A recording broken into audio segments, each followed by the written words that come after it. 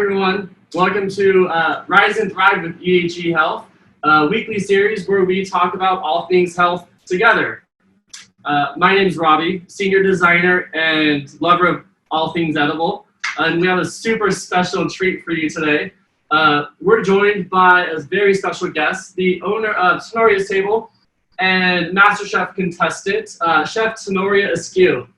Hi, Tenoria, welcome. Hey, guys! So Happy Thursday! Happy Thursday. That means there's only 1.5 more days in the week. But does it even feel like a weekend anymore with being at home all the time? What is a weekend? Thank you so much for joining us today. I heard we have a super sweet treat that you're going to be showing us how to make. Yeah, thank you for having me. I'm excited to do this with you guys, and we have a lighter version of a delicious summertime dessert. We're making roasted peaches, and peaches are like at peak season right now, so this is the perfect time to make this.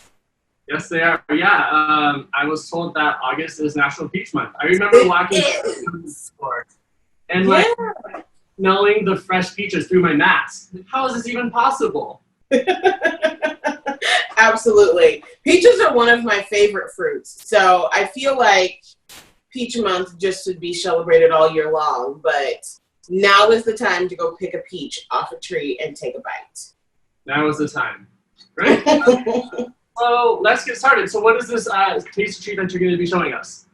So we are going to do a peach dessert that is actually roasted in the oven. And what's so great about it is it doesn't require a lot of ingredients. There's no crust or pastry work that you have to do with it. It is literally peaches in a pan, the end. So I've got some peaches that I have already cut in half. And when I cut these, I just kind of roll the peach and let the peach and the knife do the work. Okay, and then I'm going to follow. Open them up. Perfect, you got it. Open them up and pull out the pit. That's all you have to do. We're not taking the skin off of these. We're not slicing them or cutting them a certain way. They're just going in the dish, cut side up, just like that. Super easy. Yeah, it is easy. And what's great is you can serve one peach or you can serve two. So you can kind of stretch this dessert if you need to, if you're feeding a small crowd. Or if you're at home working and want to take a peach lunch break. Yes. And you know what? These roasted peaches are amazing. After you cook them, if you have any left over, slice them up and stick them on your morning oatmeal. So good. And so good. This is something you can make beforehand too. But I really don't know anyone who would have leftover roasted peaches. I don't. I don't have them left over. So I have a question. How do you know when a peach is ripe? How do I know what peach to pick? That's an excellent question. One, by smell, a really ripe peach is going to smell super sweet. And also just give it a little squeeze. You don't want to squeeze too hard, but a little squeeze that has some give to it means it's ready to go. If it's hard and it doesn't really give you any kind of give and it's super resistant, then you need to either put it in a brown paper bag in a dark place overnight, or you just need to sit it out on your countertop for a little bit longer. Got it. That makes sense. So we're not looking for baseballs. We're looking for a little bit of a give peach. Absolutely. And when you store them in the fridge, that's prolonging the ripening process. Okay. So it's going to take longer for them to get to their perfect ripeness and be nice and soft and juicy. Okay, excellent. So it sounds like maybe you could purchase some peaches on a Monday or a Sunday. Yeah. Take them out, let them ripen up. Absolutely. Absolutely. Great. I can't wait. These peaches smell delicious. Your peaches look beautiful. Thank you. I've been stocking them for the past couple days now, ever since I got this recipe. I'm like, let's make sure I have the perfect peaches for Tenoria. She's going to see them. I have to make sure they're right. I love it. I love it so much. Great. So, okay, I went ahead and pitted a couple peaches. Beautiful. So you can put them, you're going to put them cut side up, either in a cast iron skillet, a baking dish, like a casserole dish, anything that is oven safe up to 400 to 450 degrees. That's perfect. Okay, great. Perfect. So I'm going to go ahead and use just this little individual serving size dish. Fantastic. So once you put your peaches down in your pan, I get my fat ready. And this is what's nice about this recipe is you can use butter, because I love butter, or you can use coconut oil and make it a little bit lighter and a little bit healthier for you. So I've actually melted 4 tablespoons of coconut oil in a microwave safe bowl or dish. Okay, excellent. Once you've got your coconut oil in, we do need to sweeten this a little bit. We want to pick a sweetener that complements our peaches. So typically I use brown sugar, but a great substitute for that would be honey or maple syrup. Either one complements peaches really, really well. So you're fine to use either. I've got honey today, so I'm just going to go in with a few tablespoons of raw honey into my coconut oil. Great. It's really great having these substitutes, like the coconut oil for the butter, the honey for the brown sugar, because, to be honest, I really haven't been outside too much during this time. Yeah. So the level of physical activity hasn't been as high as it used to be. So I really can't just dredge and drench myself in butter as I once was. Right. So it's a great little trick. And I love honey. I know honey, good raw honey has so many health benefits to it. And it is one of my absolute favorite sweeteners. I literally have a drawer of, I think, right now, 20 different bottles of honey. Wow. Because I love all the different pollinations of them, and they all have different flavors that complement each other. So, yeah, honey's awesome. That sounds amazing. Next, I'm going to go in with a little bit of cinnamon. You don't need a whole lot for this in the summer. Cinnamon is a super warm spice, and it is great when you aren't using a lot of really heavy sweetener, but we also still want the juiciness and the sweetness of the peaches to shine. So you don't need too much cinnamon. A little bit goes a long way. Okay. So when you say not too much, would you recommend maybe a teaspoon? Yeah, a teaspoon is good. Great. Sounds good. Yeah, every time I think of cinnamon or nutmeg, I automatically smell it and I think winter, fall, holiday. Fall, Thanksgiving, absolutely. Yeah, totally. Little technique. So my next few ingredients, I'm just going to do a little teeny tiny pinch of salt. You don't have to do this part, but I do feel like salt kind of complements anything sweet. You can use a nice flaky sea salt or a pink Himalayan salt. You really only need a pinch, and it's just to kind of brighten up the peaches. Salt is a flavor enhancer, so you just are using it to complement the flavor, not alter the flavor. That makes sense. Yeah, a lot of people I've found, there's so many questions about salts and too much salt, too little salt. But the way you explain it as a pinch of salt is a flavor enhancer, right? Things into perspective. We're not adding tablespoons of salt to 3 peaches. Right, exactly. Just a little pinch. I mean, if you're really serious about measuring things, I would say like the 1/8 of a teaspoon measure, like the teeniest, tiniest one. Some measuring spoons don't even have it. It's so tiny. But it really is just a little pinch between your 2 fingers. That's all you need. Perfect. The next ingredient is vanilla extract. I'm all about pure vanilla extract versus imitation. And really, vanilla extract is essentially vanilla bean pods that are soaked in some sort of alcohol. So I love to make my own when I can, and I take vanilla bean pods and soak them in bourbon for 3 months. And then you have your own vanilla extract. So you could use bourbon in this. Bourbon complements peaches so well, and the alcohol will cook off. So you could do bourbon and plain vanilla extract. You can do just vanilla extract, or you can just do bourbon. Either way it goes, it's just that that caramelly, nutty note that you're going to get from a vanilla or from a bourbon that's going to help out your peaches. That sounds so far. We have like the sweetness from the peaches. We have the sweetness of the honey, the saltiness, and now we're adding a little bit of that caramel nuttiness to it. And absolutely. And I don't know about you, but do you ever measure vanilla? When you're eyes. Right.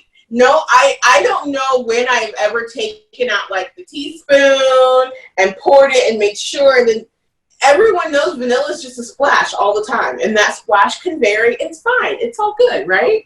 And I'll splash a little more. Exactly. Well, I think that, like, especially you would understand that being a home cook, right? Mm-hmm.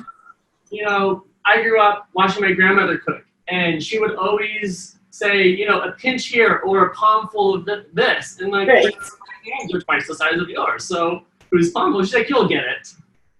I always get people asking me for recipes after they've taken a bite of something. They're like, oh my gosh, can I get the recipe? And I'm like, I don't know, just throw some stuff in there till it tastes good. Yeah. So I've challenged myself to be much better at writing recipes since I've developed my blog. So yeah, I have noticed that on your blog, Tomorrow's Table as well, you do have curated recipes. So I think you've really stepped up to that challenge of taking your at-home cooking, you know, measuring with your eyes to taste, and then really being able to chart it out for all of us who do have questions about how much vanilla or a teaspoon or a tablespoon. Right. And I genuinely feel like recipes are a guide. Unless I'm baking and there's science involved, a recipe is simply a guide. I want people to learn the method, and then they figure out the flavor profile that they love to eat.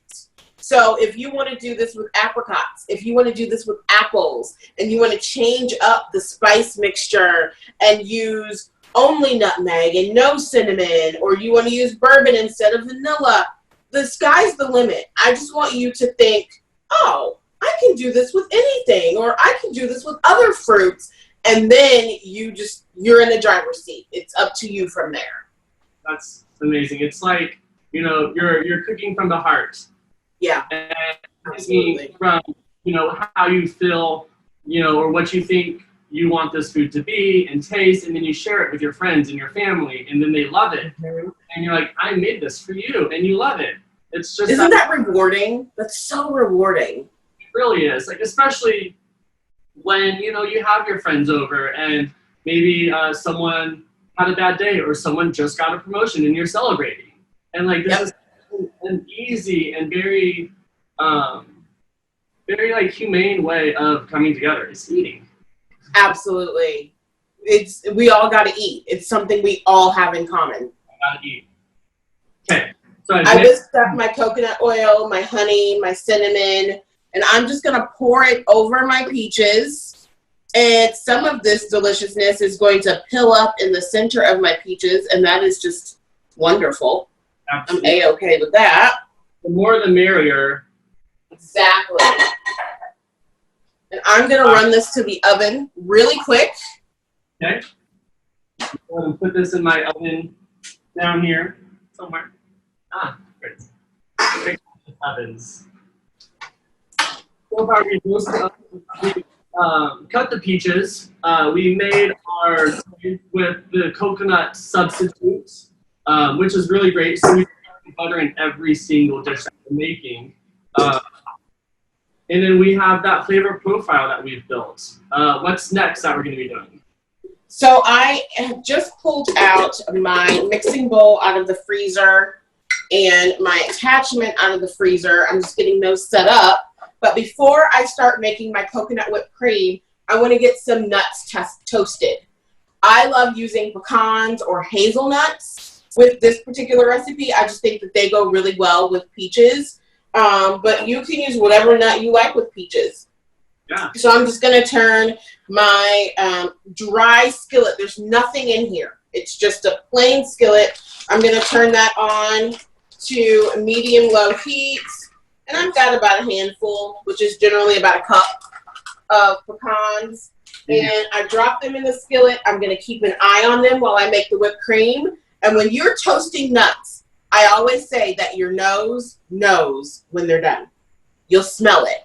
Yeah. And if it's a really strong smell, you probably burned them and you need to start over. But the moment you start to smell that nuttiness, go pay attention to your nuts. They're probably close to being done. Don't go nuts. So, Right. we're going to be cooking the nuts on a medium to low heat. Mm-hmm. Just pay attention to the smell. It'll be a nice, warm, nutty smell. How long do the peaches roast in the oven, though? I don't remember. These are going to be in the oven for about 10, maybe 15 minutes. I don't want my peaches super mushy, so 10 minutes is kind of the standard, but you can go a little bit longer depending upon the consistency you like your fruit to be. Got it. That makes sense. So the longer the peaches cook in the oven or the fruits cook in the oven, the more they're going to be broken down to be a little bit more mushier, things like Right. that. Okay. Right, exactly. That makes sense. Everyone who's following along, your apartment is about to smell, or your kitchen rather, is about to smell amazing in the next 5 minutes. It's going to be so good. Bottle it up, it's a candle. It's one of those smells that you feel like people should make a candle out of. Yeah. So what's the next step that we're doing? Yeah, so I've got some coconut milk that I have kept in the refrigerator. And I kept it in the refrigerator because that helps the coconut cream solids separate from the milk. So if you see here, I've got some nice texture to my coconut milk. This is what I'm whipping to turn into whipped cream.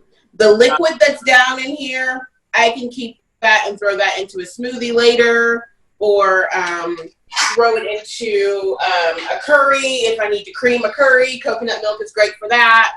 So I'll just set that off to the side and use it for something else. That makes sense. So it's coconut milk. Is this standard for this dish, or is this another substitute? Because this is a unique look too, or take.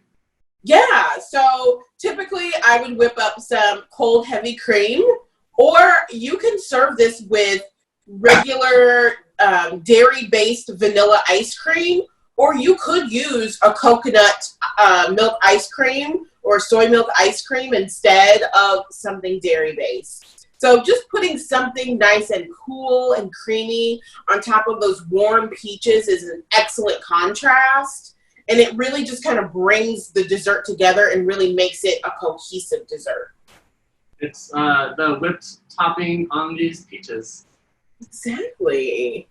So I'm going to turn on my mixer here, let that whip up a little bit. Great. I'm going to go ahead and whip these up by hand. My coconut milk was sitting out a little too long, and so there really isn't much cream on top. Yeah. If everyone was following along, follow Chef Noria. I'm over here making a beautiful mess. Great. Excellent. So, what made you want to make this peach dish? Yeah, so I love peaches, and one of my favorite desserts is peach cobbler. I love the gooey crust and then the nice tender peaches, but the main thing I love is that syrup that kind of builds between the peaches and the crust, and you accomplish that with this dish. From the coconut oil or the butter and the sweetener, you build this kind of syrupy texture that's delicious to spoon over your peaches. And so it's kind of like a guilt-free peach cobbler. It's perfect. It smells delicious. All right. My coconut milk is almost there. I'm just going to add in a little bit of honey to sweeten it. Just once again, you could go in with honey, you could go in with maple, or you could use powdered sugar. Okay, perfect. Honey sounds like a nice natural sweetener, so I'll go ahead and add a little honey into my whipped coconut. Beautiful. Sorry. And you just want to whip until your coconut reaches kind of soft peaks. Okay. Your coconut milk is not going to whip as high as a heavy cream would for whipped cream. So it's going to have a little bit more of a creamy, slightly runny consistency. Okay. I wouldn't really use this to fold into like a mousse. This is great as a topping. Got it. This is something good just to plop on top. How are the pecans coming along? Oh, they're great. I'm starting to smell them. I'm just going to give them a little shake just because I want them to toast evenly. Makes sense. And I am finishing off my whipped cream with just a pinch of cardamom. Okay. And you know what, Robbie? I totally forgot to put our nutmeg over the peaches. Yeah. So guess what? We're going to put it in our whipped cream instead.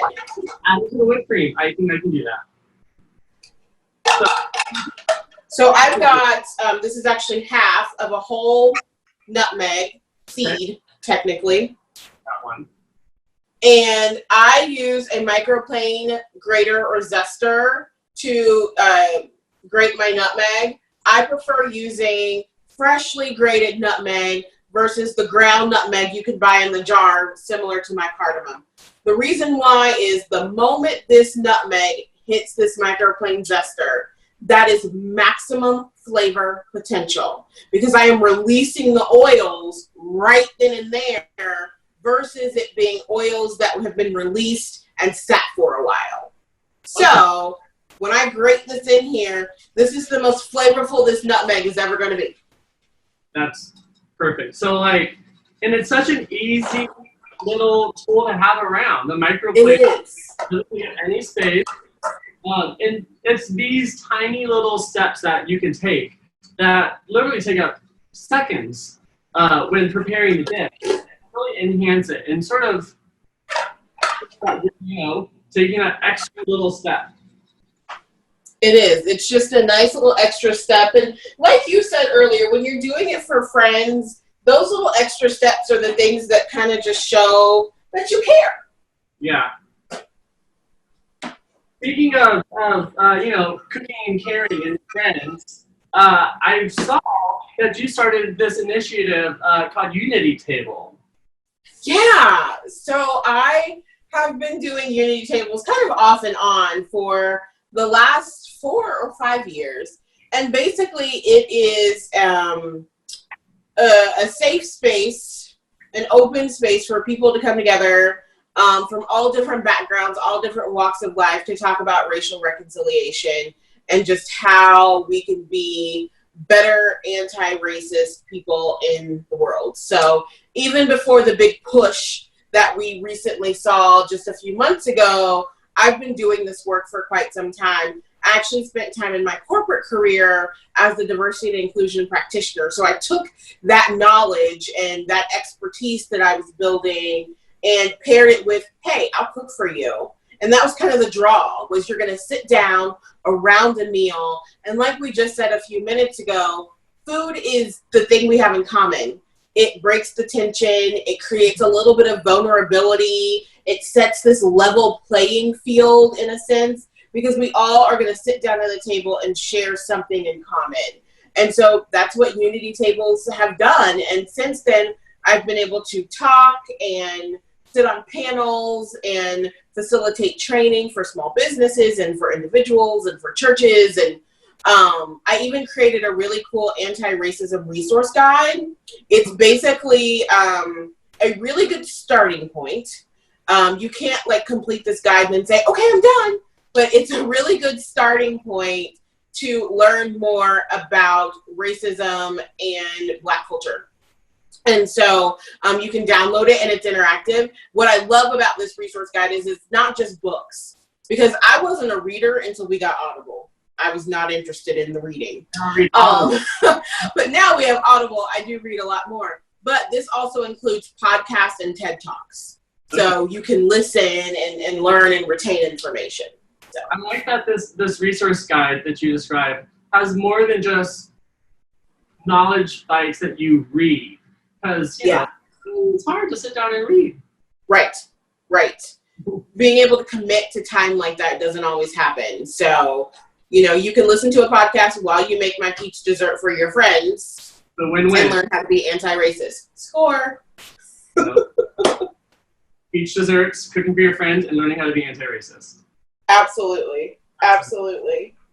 Great. So how are the toasted pecans coming along? They are looking great. Guys, don't do this. Don't stick your hand in a hot pan. She is a professional. We advise you not to take the hot My friends tell me all the time, you can grab that. You have chef hands, which yes, I do. Yeah. But they are pretty much there. I'm just going to pour these out on my cutting board and give them a second to cool. And while they cool, I am going to check on my peaches, and that'll give me time to let these cool and chop them up. So I'm going to grab my peaches really quick. Okay, excellent. Whoa, oh my gosh, guys. So we're cooking so many things right now. We have the peaches that are just about done. We have our coconut whipped cream, which is a really great substitute for those who don't want that heavy whipped cream or even have an intolerance to dairy. Really substitute. Make sure to add a little bit of seasoning to it and take time to yourself and maybe grate a little bit of that fresh nutmeg. The toasted nuts are toasted. I toasted mine earlier today because I do not have an island in the middle of my kitchen. So I went ahead and toasted mine earlier today. Can you hear it? I love that sound. It makes me so happy. I can hear it. I can smell it through the screen. It's amazing. I roasted my peaches earlier, so I'm going to see how they're doing. With the magic of television or Zoom, we have roasted peaches this month. These look amazing. The texture, the color, the caramelization. This is phenomenal. Beautiful.